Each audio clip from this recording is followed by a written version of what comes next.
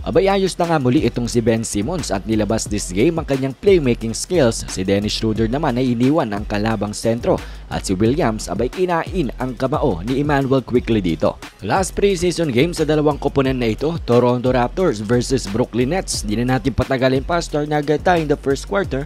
Abay si Ben Simmons, sentro ang laruan at nice play agad ang ginawa sa fast break assist sa kanyang teammate for a 3-pointer. Maganda rin ang start ng Brooklyn, 3 straight 3-pointers nga sila dyan. Then on the other end, Ben Simmons amazing help defense, so palpal nga ang sentro ng Raptors. And actually good start din naman ang Toronto dito pero lamang lang talaga ang Brooklyn. At napa-timeout nga dito ang Raptors coach matapos nga ng maangas na move dito ni Cam Thomas. After the timeout, abay ito ang si Scottie Barnes, bully ball ang ginawa, talagang master dunk yan. And then sa pagpapahinga ni Ben Simmons ay dito naman mga idol umarangkada. Itong si Cam Johnson, pinaabot na ang kanyang total sa 10 points para nga sabayan itong Raptors team na gusto ngang lumamang sa labang ito.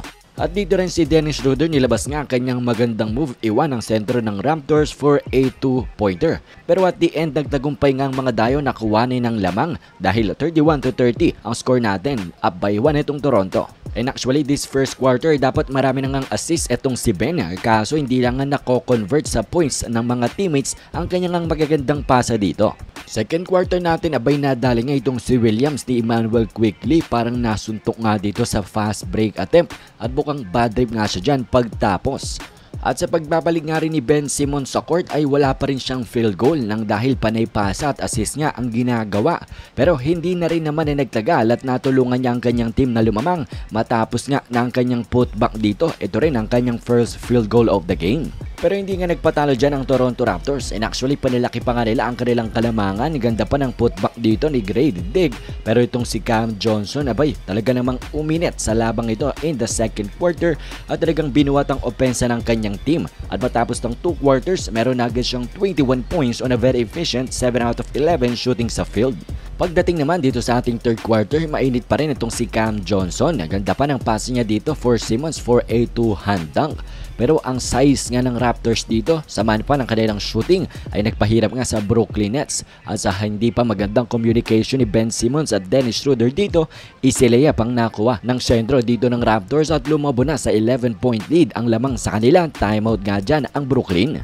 And for the rest of the third quarter nga ay patuloy na sumusubok ang Brooklyn na dumikit. Pero ang team ng Toronto Raptors mga idol ay patuloy nga lang din silang nilalayo at patuloy na lumalaki ang kanilang kalamangan at inaaligaan ng double-digit lead over nga sa home team.